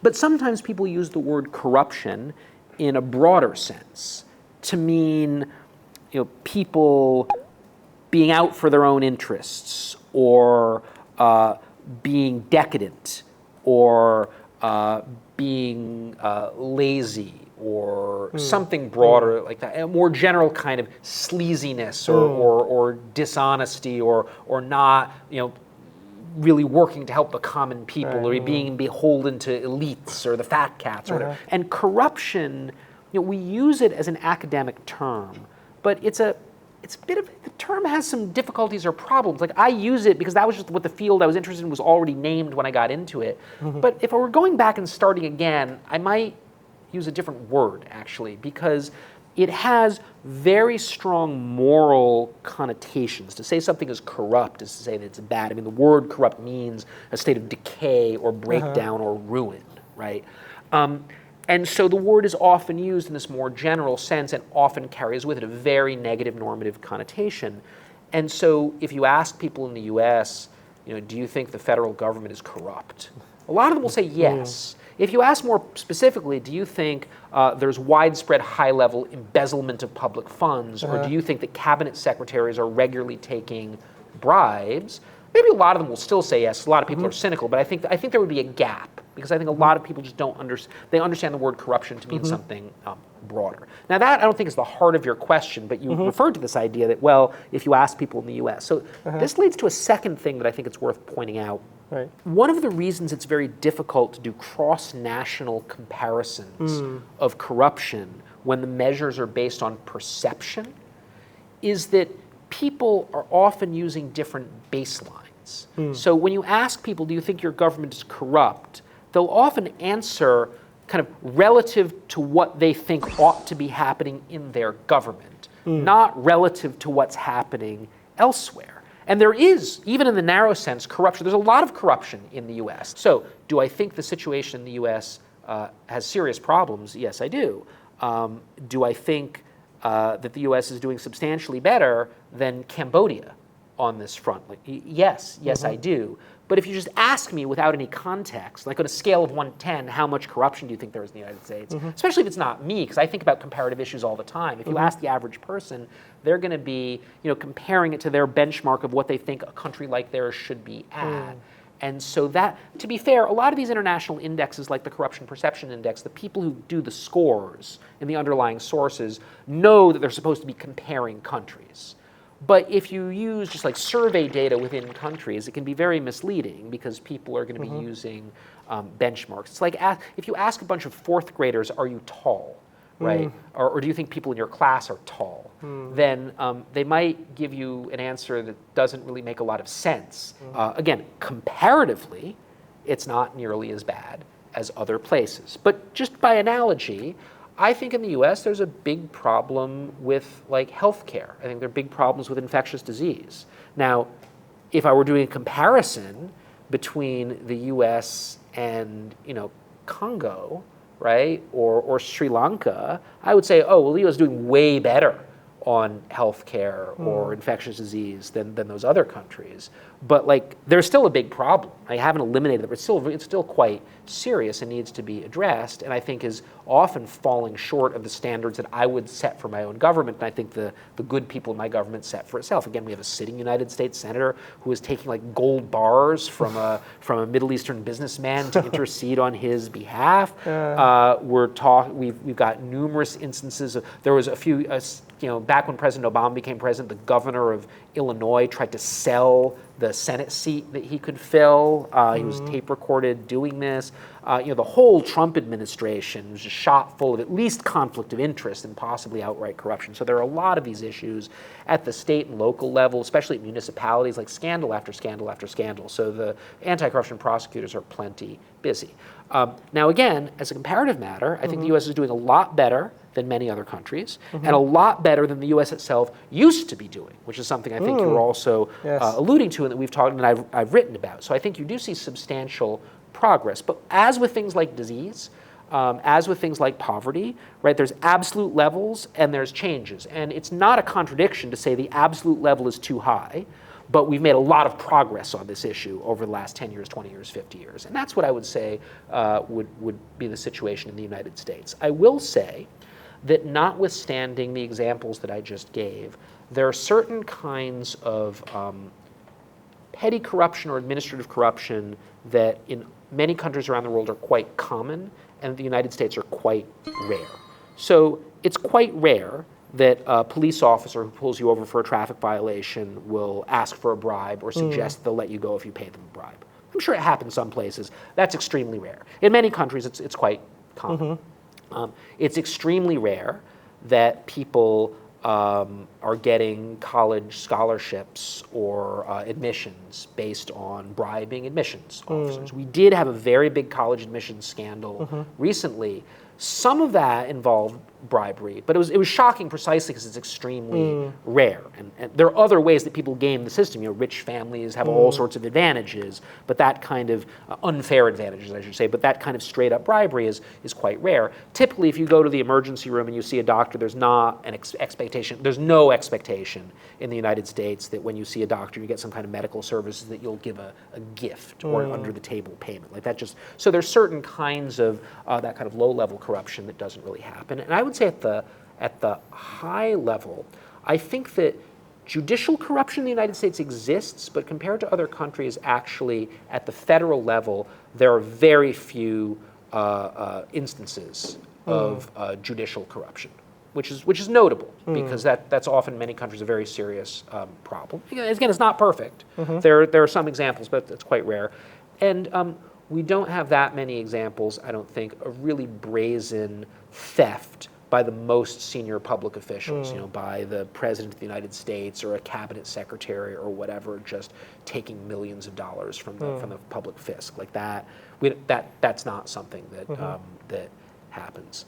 You know, the Trump administration was in many ways really sleazy, but even their scandals involved relatively small amounts of money. Not small to you and me, but compared to what we see in other places. So that's kind of the picture I'd give to the U.S. I'm trying to give an appropriately nuanced picture because I want to convey simultaneously the message that as a comparative matter, the U.S. is doing better than many other countries and better than it used to, and there are certain kinds of corruption that are not that common, but I also don't want to paint this rosy picture like the United States has solved corruption. It certainly hasn't. It's certainly a very serious problem, in many ways more serious in the United States than in other countries at a kind of comparable level of economic development. So I think it's a problem that my fellow citizens and I need to take really seriously. You mentioned a little bit that, well, the current situation, the United States is doing a lot better than before. What happened? What's the key? I have a paper on this that you should assign in your class. Yes. I have a paper. So let me tell a little bit of the backstory.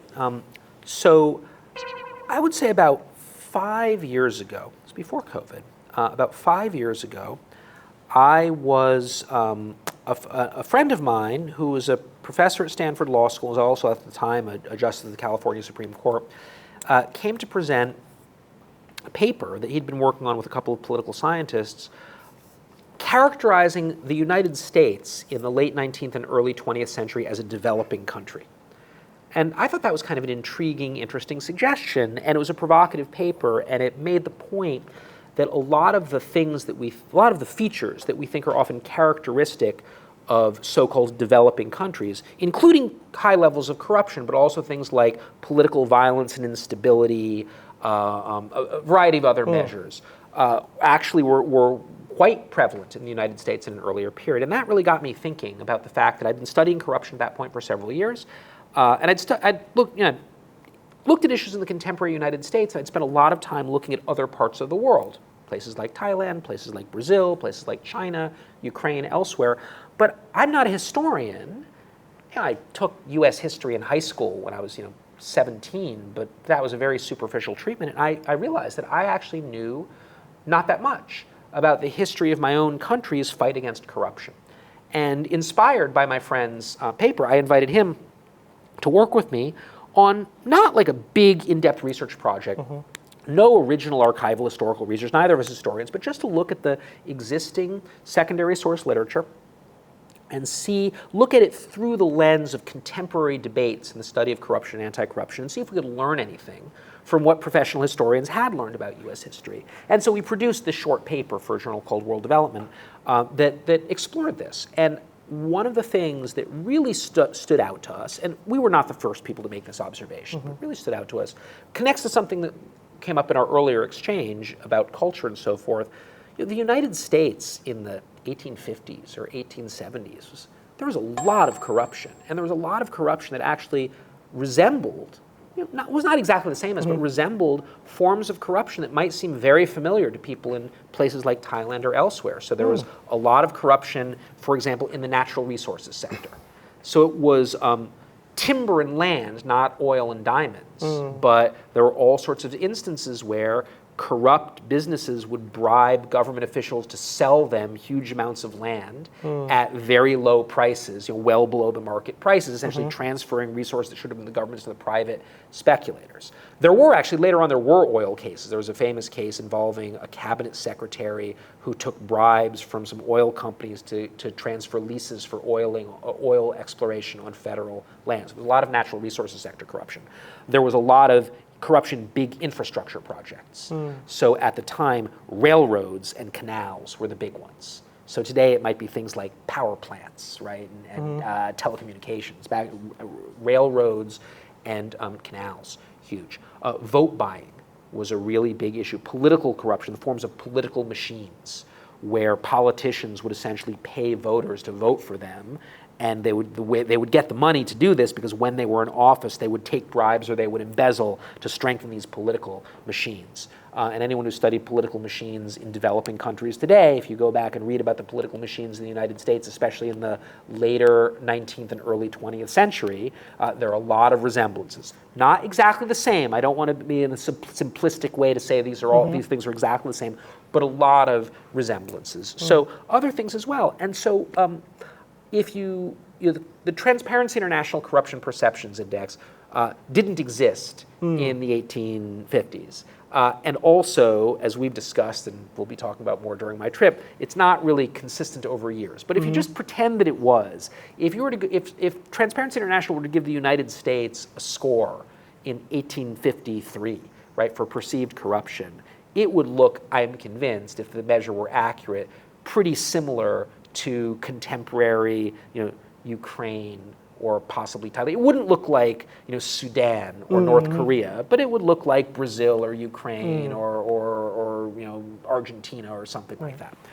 If you move ahead to middle of the 20th century, corruption is still a problem. I just said corruption is a problem today, but it's really different, right? I rephrased in the paper as the difference between corruption being systemic and being aberrational, right? Being, corruption being just the way the system works to a thing that happens, but that's a deviation from the norms of how the system is supposed to work. And you really do see that change. It's one of the things that gives me some confidence, like some reason for optimism, that even in places where it seems like corruption is really pervasive and that it's very widespread and so many people are engaged in it, if the US could make this transition between 1870 and 1940, I'm convinced that other places can make the same transition as well. So you really do see a change.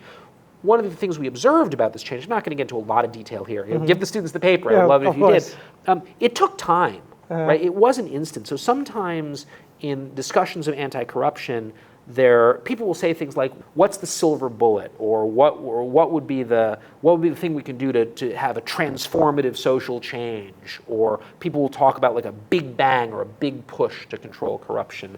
And in the U.S. historical period we looked at, there were some important periods that were especially active. So there were some periods like really aggressive push, not just for anti-corruption, but for improving governance more generally. So I would say the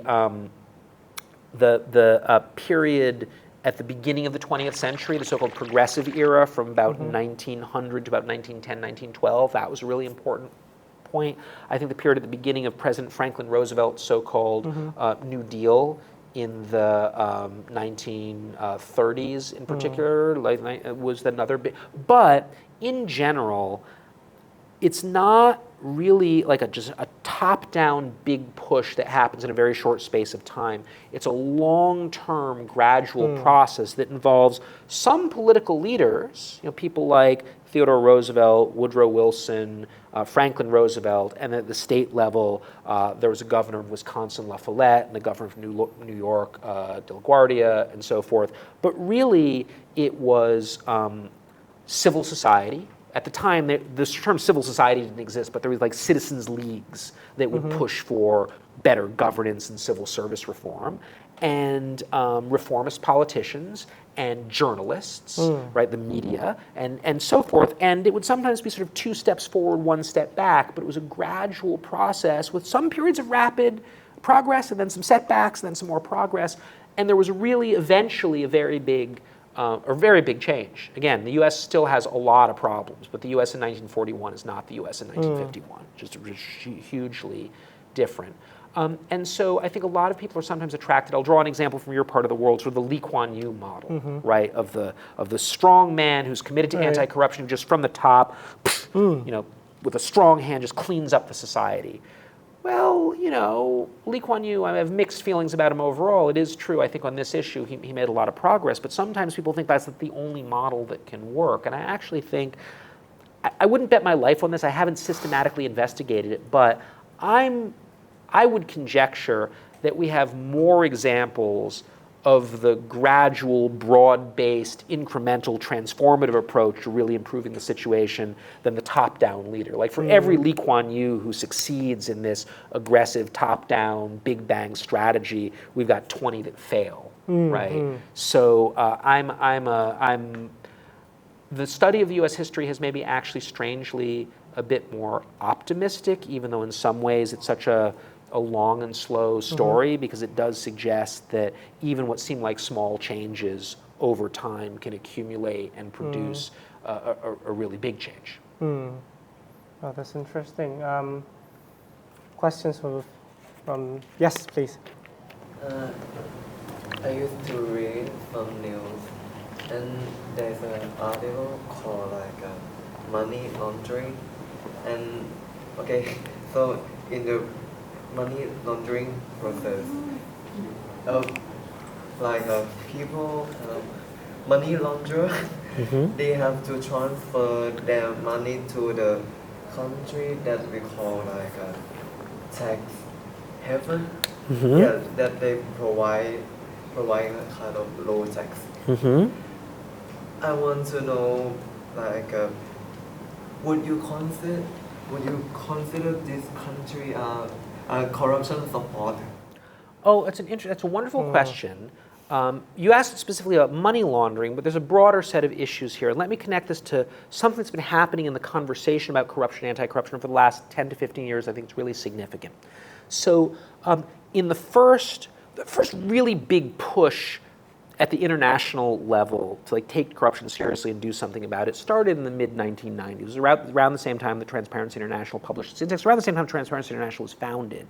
And after the Cold War, I think it became much easier for governments like the United States to talk openly about corruption. There are a cluster of reasons, but I would say this, for a kind of first generation of anti-corruption activism and reformism and so forth, the focus was very much on the government officials who were embezzling or taking bribes, and the private businessmen or other individuals who were paying bribes. So this is the direct corrupt actors. And measures like Transparency International's Corruption Perceptions Index are really built around that. That's what they're picking up, like how common are bribe payments, how common is embezzlement, and so forth.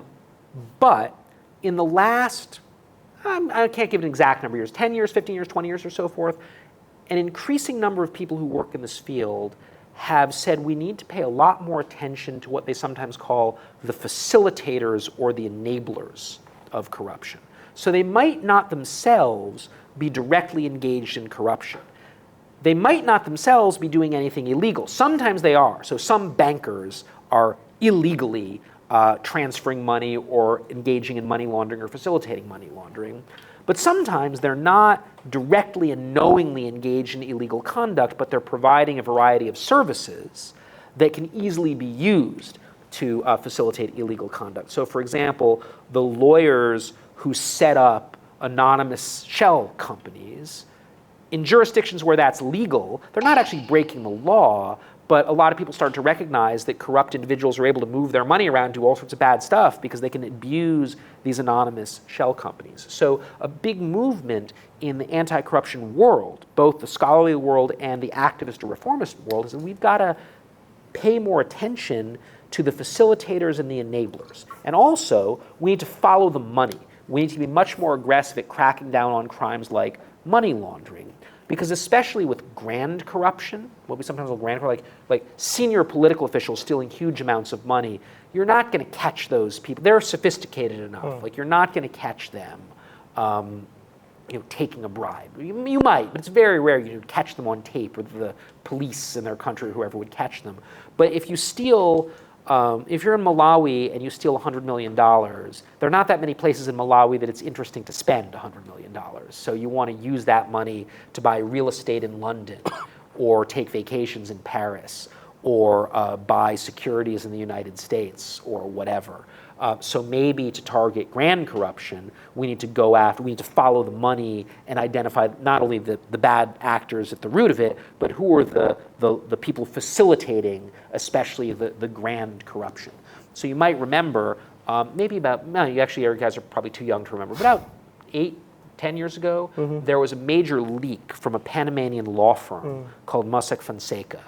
And this became known as the Panama Papers leak. There was a huge trove of data, like huge number of gigabytes of data, was released to originally some German journalists, but they, together with a consortium, an international network of investigative journalists, used this information to find out how all sorts of wealthy people were evading taxes, hiding illicit funds, and so on and so forth. So part of the story is we learned all these famous people, high-level politicians, sports stars, and others were creating these secret offshore accounts, but also, importantly, Mossack Fonseca was one of these enablers or facilitators. It was one of several law firms that would help these people and advise them on how to set up these secret, these offshore companies, these shells, and so forth. So it's a great point, absolutely.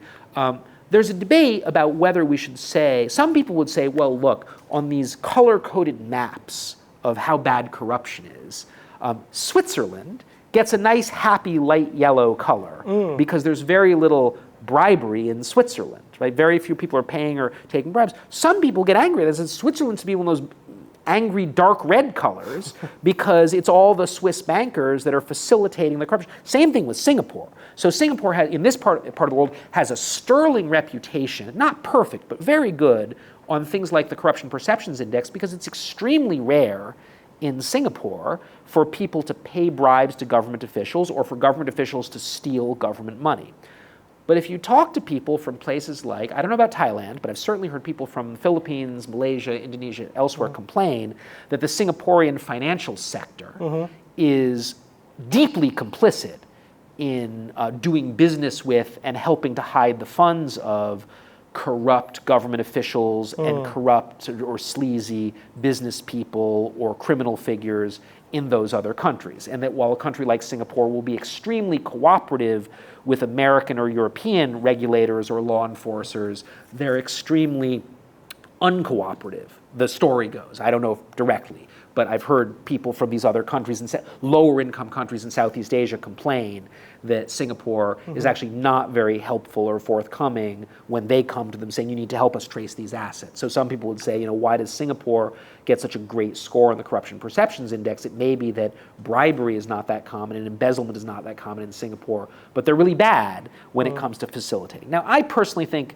who cares what a given index says, they measure different things, but now other organizations are starting to create their own indexes of financial secrecy and so forth to try to get at this. So I don't have much more to say about this other than I'm glad you raised the point. It's really important because corruption, especially at the high level, if one person, if a random person pays a driving instructor to let him pass the test even though they didn't really know how to drive, you don't need international bankers and lawyers and anonymous shell companies to deal with that transaction. But if you have a minister of mines or a deputy prime minister or someone like that who's taking hundreds of millions of dollars and appropriating it, that person absolutely will be making use of bankers and lawyers and accountants and financial consultants and others to move and hide the money. And so if you care about that kind of corruption, which might be much more serious and much more economically damaging than people who are paying bribes to get a permit or to get out of a traffic ticket, then maybe going after the facilitators and enablers is the way to go. I have a follow-up question from the earlier question. It track down the financial root of those in the neighborhood or facilitators of the corruption, like developers or even some like tax person. Like as you say that there are many like invisible factors that behind corruption, and it is possible to check down all this like all the financial crime that maybe there are some like another agent who support this, even though they didn't conduct it. So is it possible? So I've been an academic my whole life. I don't have any direct experience with law enforcement or investigation, so I can't answer very knowledgeably. My impression is that it can be done, but it's hard. Following the money is this key thing that you can do. Sometimes you hit a dead end, right? You can trace back this money to this shell company that's incorporated in the British Virgin Islands, but you can't figure out who owns it, right? So there are steps that one can take, though, to try to make it easier to follow the money. So there are law reforms. There are reforms to your financial regulation laws or others that are meant to make it easier. So I'll give you an example.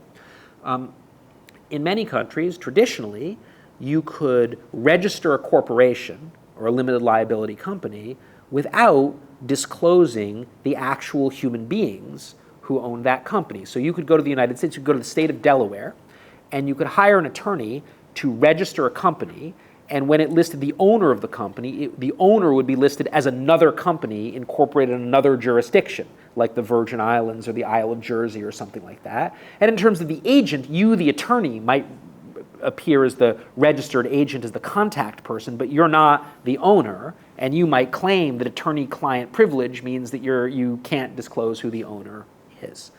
Well, many jurisdictions have cracked down on this kind of corporate secrecy. So the European Union, in I think its 5th anti-money laundering directive, called on all of the EU member states to mandate that anyone registering a company in any of their jurisdictions identify the actual, what's called the beneficial owner, the ultimate beneficial owner, the real human being. So you have to go back through the chain. You can't say the owner is a company. Then you have to say who owns that company. If that's another company, you have to trace it back. And any person who, in reality, owns above a certain percentage or exercises effective control over the company, you have to disclose who it is. The United States, 3 years ago, passed a statute called the Corporate Transparency Act, which did something similar, it was hugely controversial, especially lawyers really didn't like it because it applied some of these rules to lawyers as well. Now, one of the debates actually about these new corporate transparency rules is whether these registers of corporate ownership will be public or whether they will only be available to government regulators or law enforcers. In the United States, they're confidential, available only to regulators or law enforcers or certain designated financial institutions that are conducting due diligence. In the United Kingdom, the register is public, and there's an ongoing debate. The more recent European Union anti-money laundering directive actually called for all EU countries to adopt a public register, but then the European Court of Justice invalidated that as violating privacy rights, and there's an ongoing fight actually right now in Europe over that issue. Now, another set of regulations that are related here are so-called know your customer laws, right? In which it's required, if you're a bank, for example, if you're doing business with anyone, you're required to do certain due diligence on them to figure out who they are and whether they are who they say they are and ensure the transaction's not unlawful. Those laws can be more or less stringent or demanding. Their scope of application can be broader or narrower. So there are a lot of debates about whether know your customer requirements should be extended beyond traditional financial institutions to accountants, to lawyers, to providers of luxury goods, to real estate agents, and so forth. So that's another issue. Another type of anti-money laundering rule that's intended to address exactly the problem that you raised, the difficulty of following the money, are what are called suspicious transaction reporting requirements. So if you're a bank or some other entity to which these requirements apply, you are obligated, if you see a client doing something that might not be illegal, but that at least raises red flags, you're supposed to, without telling the client, file a report with the government regulator that the government regulator can then use if it conducts an investigation. Now, there are other measures as well. None of these is perfect, and there's a constant arms race between the good guys and the bad guys, between the corrupt, the criminal organizations, the kleptocrats, the corrupt businesses and so forth that are trying to hide their money and move it around, and law enforcers, regulators, media, and civil society, they're trying to follow the money and trace it back. So the better one side gets at identifying and following the money, then the other side will innovate in a bad way with new tools, new ways to conceal it, new tricks, new techniques. And then there's a response. Once you identify those techniques, you try to crack down on those. It's a constant struggle. That's a very long answer to your very straightforward question, but I hope it gets at what you're saying. So is it possible to follow the money, to trace it back to the source? Sometimes yes, sometimes no. And there are debates over which policy instruments are most effective in enabling us to, or enabling law enforcement to be able to do that tracing. I guess what like as you said earlier, you have really the strong implementing law, like the law is seriously implementing on like most countries in Thailand or even some in Southeast Asia, like you have this due diligence contract or even like some strong jurisdiction. It's not in Thailand. In Thailand we have like different types of court, like court of military, court of hang, like civil court, but in US or in many Western court they have to put in the same frame, like some kind of different system of justice. So I think we have a challenge in terms of the system of justice in Thailand and how we consider what is corruption. Like even in the lexicon in Thailand, we use the corruption to cover all of the type of crime relating to money. But in the lexicon, in English lexicon, we have the terms of it in detail. Like even how we call money laundering in Thai, we would say corruption. And I feel like there's some cyber financial harm. We would say, it may be like home, just a cheat. So we lose some sense of the serious or even some nuance or the detail of how is this conduct really subtle that we just assume it's just a corruption thing that mostly related to political thing. Not that even like it can happen in our daily life. Yes. Yeah, thank you. Why people corruption? What the proportion of why people corruption in your mind? Can you elaborate the questions a little bit? Proportion of a proportion of reasons that why people corruption. Proportion of why people corrupts. You're just asking, why are people corrupt? Corruption. Why people do corruption? Why people corrupt? Yeah. What do you think? What do you mean by proportion? Money is the most of the proportion why people corruption. People want to richer or have much more authority or power or Well, you're asking whether. I think it depends. I mean, what drives people to corrupt? Yeah, I mean, let me show. So, what are the factors that lead people to behave corruptly? So, part of it, I think this is what you just said.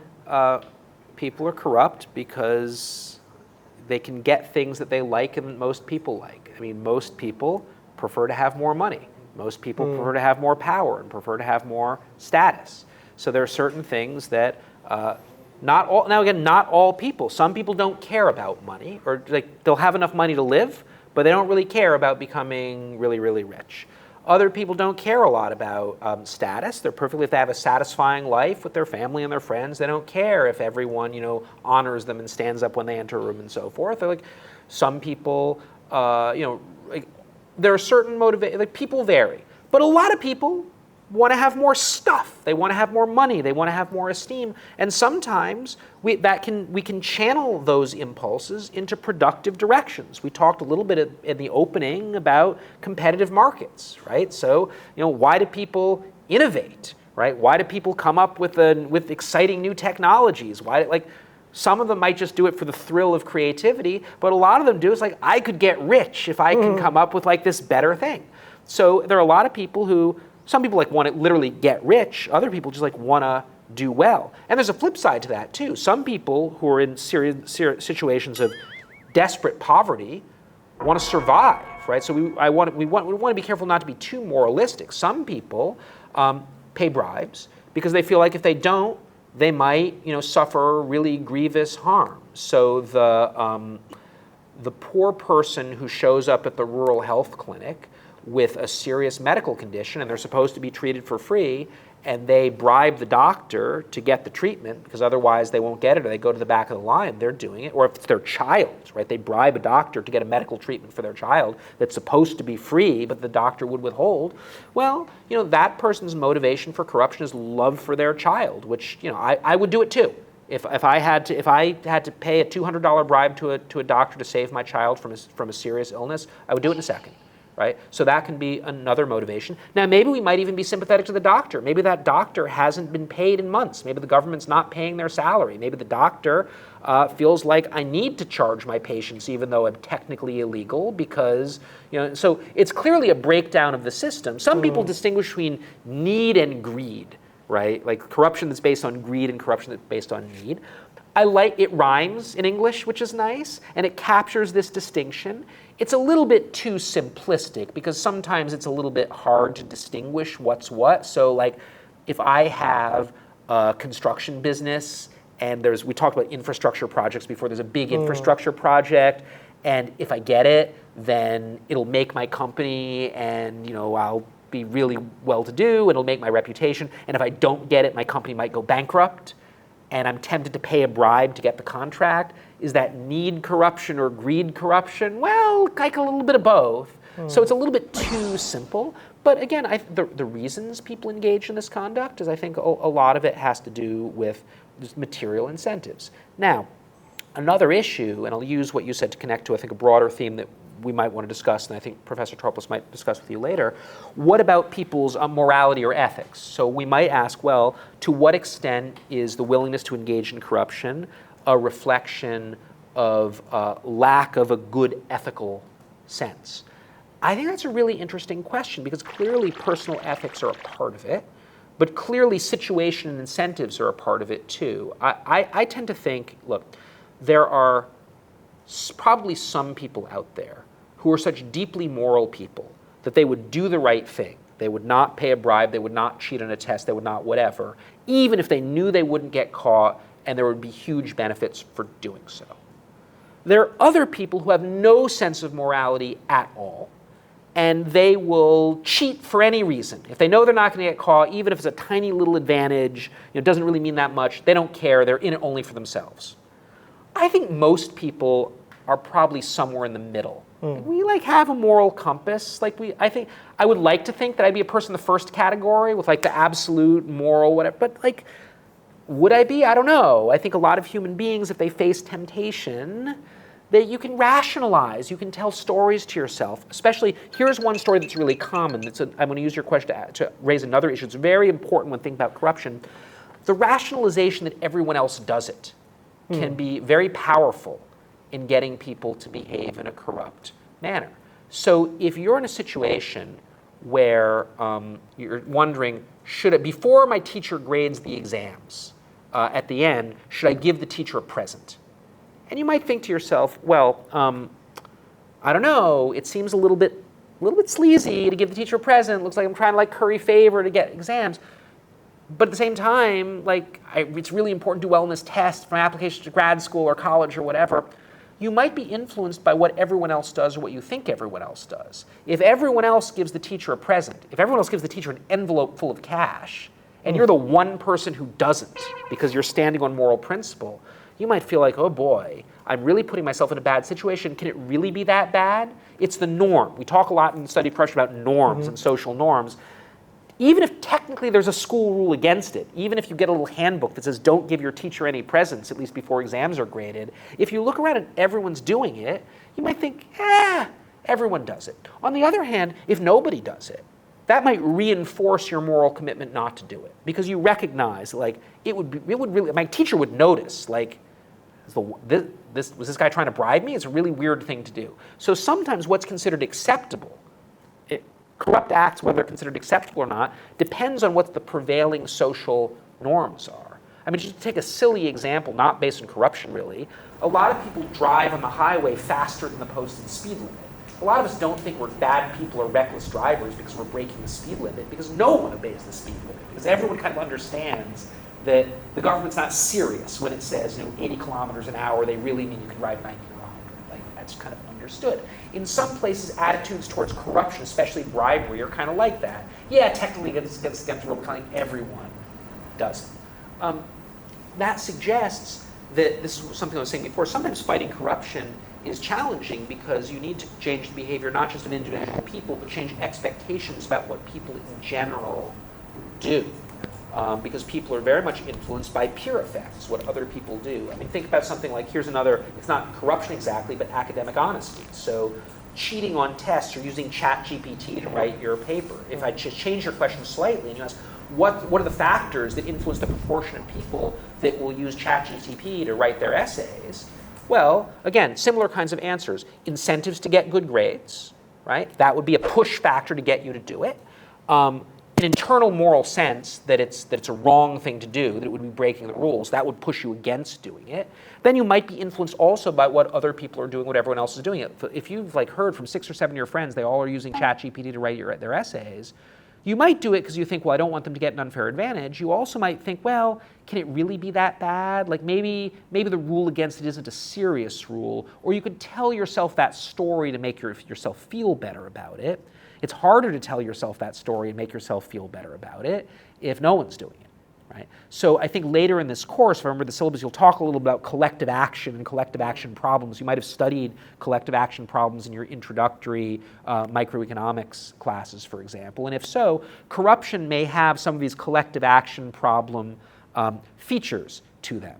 Like, you don't want to be the only honest person in the world of corrupt people, or it's harder to be the only honest person in a world of corrupt people than it is to be an honest person if everyone else is honest.